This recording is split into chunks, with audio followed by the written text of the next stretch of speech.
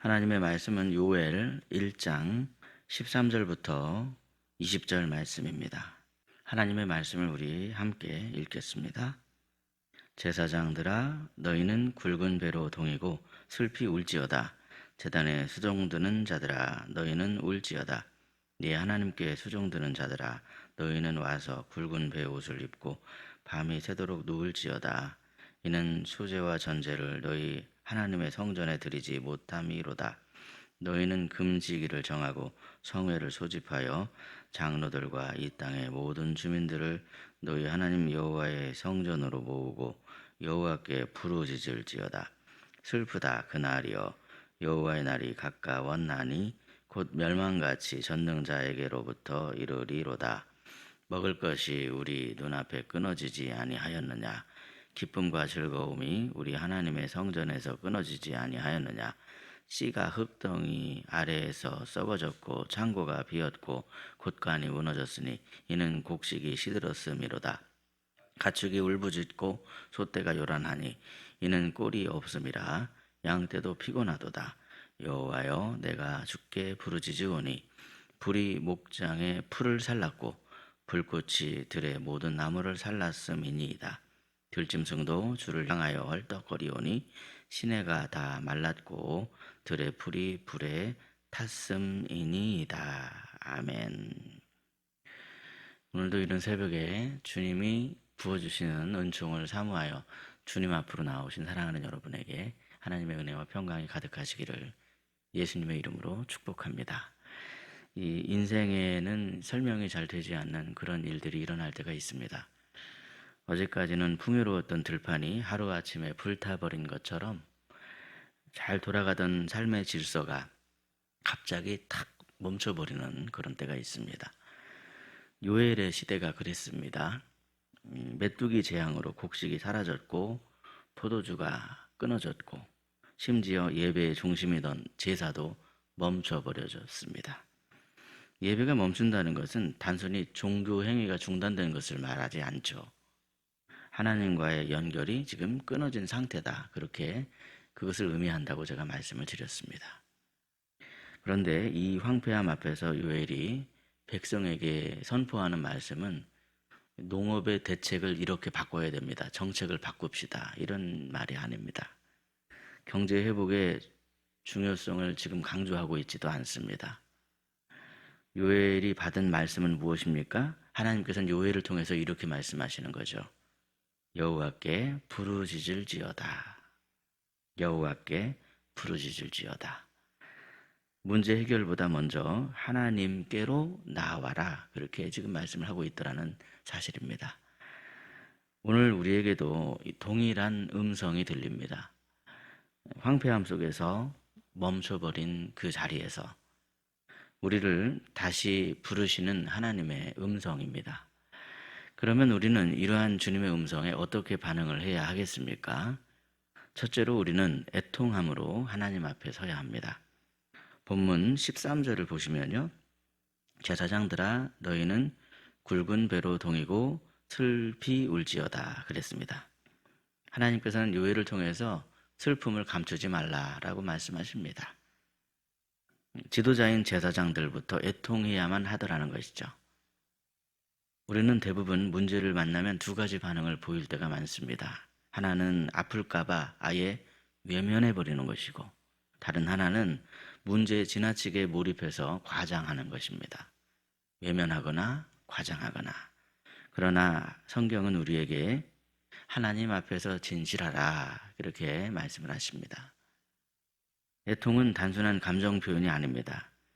우리 하나님 앞에서 마음을 열어놓는 태도입니다. 주님, 제가 무너졌습니다. 주님, 제 안이 메말랐습니다. 이러한 진솔한 고백이 바로 회개의 시작이라는 것이죠. 회개는 도덕적인 자책이 아닙니다. 하나님께로 다시 시선을 돌리는 것입니다. 본문 14절 말씀과 연결해서 생각을 해보시면요. 하나님께서는 제사장들에게 밤이 새도록 성전에서 유숙하면 이제 거기서 울라. 백성들을 다 성전으로 불러 모으고 부르짖으라. 그렇게 말씀을 하십니다. 왜 그렇게 말씀하십니까? 사실 진짜 재앙은 뭐냐면 하나님과의 관계가 끊어져 버리는 것이 진짜 재앙이기 때문에 그렇습니다. 사랑하는 여러분, 만약에 우리가 흘리는 눈물이 하나님을 향한 눈물이라고 한다면 그것은 이미 소망의 시작입니다. 하나님을 붙들고 우는 사람은 아직 하나님을 놓지 않고 있는 사람이기 때문에 그렇습니다. 애통은 절망의 표시가 아니라 하나님을 향한 믿음의 표현이다 라고 하는 것을 다시 한번 기억하시면서 하나님 앞에 진실하게 우리의 마음을 활짝 여시는 저와 여러분이 되시기를 예수님의 이름으로 축복합니다. 둘째로 하나님께서는 재앙 속에서도 하나님을 찾으라 라고 그렇게 말씀하십니다. 본문 17절 이하를 보시면요, 씨앗이 썩고 곳간이 무너지고 곡식이 시들고 가축까지 배가 고파서 울부짖으며 신음을 하고 있다라고 하는 그 상황을 지금 말씀하고 있습니다. 온 땅이 그냥 다 메말라 버렸습니다. 이것은 단순한 자연재해가 아닙니다. 하나님이 이스라엘 백성에게 던지시는 무겁고 깊은 질문입니다. 너는 지금 어디를 바라보고 있느냐? 그렇게 물으시는 것이죠. 우리는 문제를 만나면 원인을 분석하고 대책을 세우는데 급할 때가 많습니다. 빨리 문제를 분석해서 대책을 세워야지 그렇게 생각을 하죠. 물론 그러한 모습도 필요합니다. 그러나 하나님께서는 먼저 말씀하십니다. 여호와께 부르짖을지어다 그렇게 하십니다. 신앙은 문제를 피하는 기술이 아닙니다. 문제 속에서 하나님을 찾는 방향성, 그것이 바로 신앙입니다. 메마른 땅이 우리에게 가르치는 것이 있죠. 우리 스스로는 살 수 없다. 야, 너 스스로는 살 수 없어. 그것을 지금 말씀하고 있습니다. 풍요로울 때는요, 우리가 막 그냥 잘 되는 줄 압니다. 그러나 모든 것이 끊어질 때 우리는 하나님 없이는 하루도 살 수 없었구나. 아, 그렇구나 하는 것을 우리가 깨닫게 됩니다. 이처럼 때때로 하나님께서는 고난을 하나님을 다시 찾게 하는 통로로 사용을 하실 때가 있습니다. 우리를 사랑하셔서 그렇게 하시는 때가 있더라는 것이죠. 사랑하는 여러분, 혹시 지금 삶이 메말라 계시진 않으십니까? 기도가 아무리 씨를 뿌려도 소용이 없는 그런 메마른 땅처럼 여겨지고 있지는 않으십니까? 아무리 기도했는데 마치 말라버린 땅에 씨앗을 뿌리는 것처럼 아무런 응답이 없는 것 같구나 하는 그런 마음이 드실 때가 있으십니까? 그런 고통의 자리에서도 우리 하나님을 찾고 또 찾으심으로 오히려 그런 자리에서 하나님을 깊이 만나셔서 다시 회복시키시는 능력의 하나님, 은혜의 하나님을 더 깊이 만나는 저와 여러분이 되시기를 예수님의 이름으로 축복합니다. 셋째로 하나님께서는요, 우리에게 울부짖음을 소망으로 바꾸라 그렇게 말씀을 하십니다. 본문 19절 말씀을 보시면 이렇게 말씀하시죠. 우리 본문 19절 말씀입니다. 19절을 함께 읽겠습니다. 여호와여, 내가 주께 부르짖으오니 불이 목장의 풀을 살랐고 불꽃이 들의 모든 나무를 살랐음이니이다. 아멘. 19절을 보시면 요엘은 고백하기를 여호와여, 내가 주께 부르짖으오니 그렇게 고백하고 있습니다. 이러한 요엘의 부르짖음은 결코 체념이 아닙니다. 방향이 분명한 외침입니다. 여호와여, 내가 주께 부르짖으오니 그랬습니다. 절망은 단지 아래로 향할 뿐이지만 우리의 부르짖음은 항상 위로 향해야만 한다는 것을 우리는 기억해야만 합니다. 하나님을 향하는 물음은요, 깊은 깨달음이고 회복의 씨앗입니다. 하나님께서는요, 자신의 처지를 깨닫고 부르짖는 백성을 결코 외면하지 않으십니다. 무너진 땅이 회복되는 것보다도 훨씬 더 중요한 것은 무너진 마음이 회복되는 것입니다.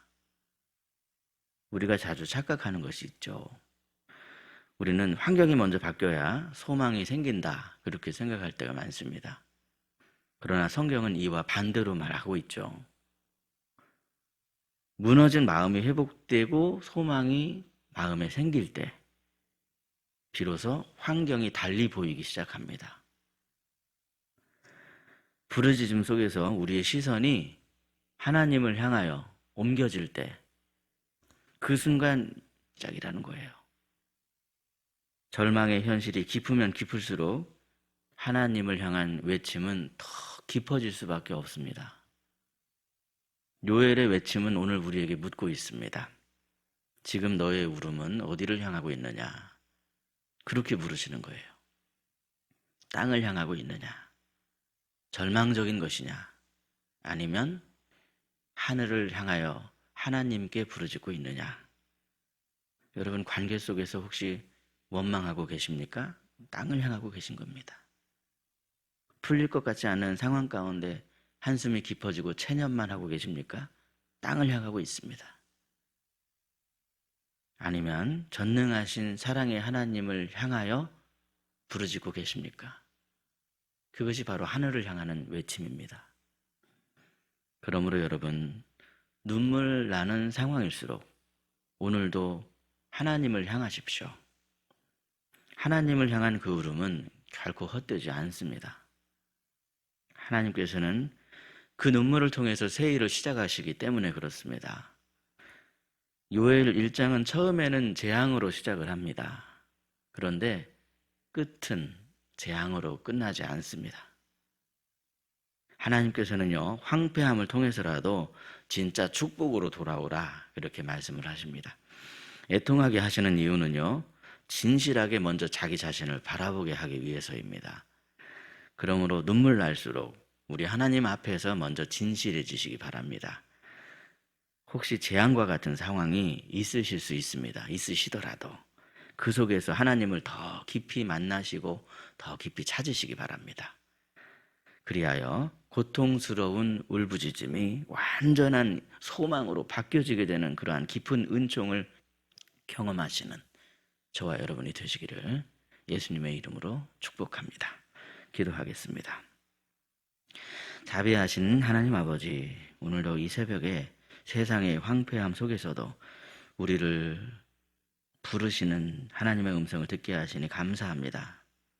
애통하는 성도에게 은혜를 내려주시기를 원하시는 하나님 아버지, 혹시라도 애통하는 그러한 상황이 있을지라도 그 속에서 하나님을 붙들게 해주시고 어떠한 상황 속에서도 주님을 찾게 해주시며 그리하여 우리의 눈물과 탄식과 한숨이 참된 소망과 기쁨으로 바뀌어지는 기적을 우리의 삶에 실제로 경험하게 하여 주옵소서.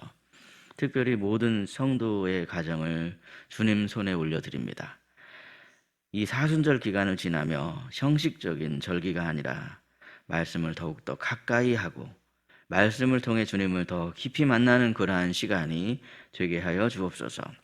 십자가를 묵상할수록 우리의 교만은 더 낮아지게 하여 주시고 주님의 사랑은 더 선명해지게 하여 주시며 겉모습의 신앙이 아니라 속사람이 변화되는 그러한 은총을 허락하여 주시옵소서. 사랑하는 우리의 자녀들도 주님 손에 맡겨드립니다. 세상의 가치에 휩쓸리지 않게 하여 주시고 어릴 때부터 하나님을 경외하는 마음을 심어 주시옵소서.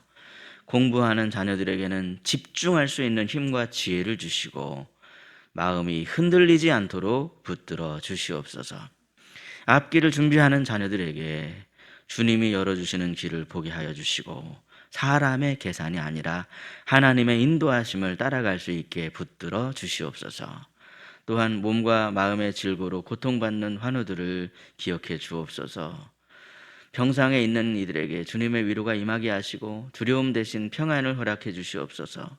상한 몸을 어루만져 주시고 지친 마음을 새롭게 해주시며 회복의 손길로 다가가 주셔서 다시 일어나는 은총을 허락해 주옵소서. 우리의 눈물을 보시고 우리의 기도를 들으시는 하나님, 오늘도 주님만이 우리의 산소망임을 고백합니다. 사랑하는 성도들, 재앙과 같은 그러한 일이 없도록 눈동자처럼 지켜 보호해 주시고 혹시 그런 일 만날지라도 주님을 향한 믿음이 흔들리지 않도록 인도해 주시는 그 하나님의 역사를 경험하게 하여 주시옵소서. 우리를 항상 복된 길로 인도해 주시는 우리 구주 예수 그리스도의 이름으로 기도드리옵나이다. 아멘. 각자 기도하시겠습니다.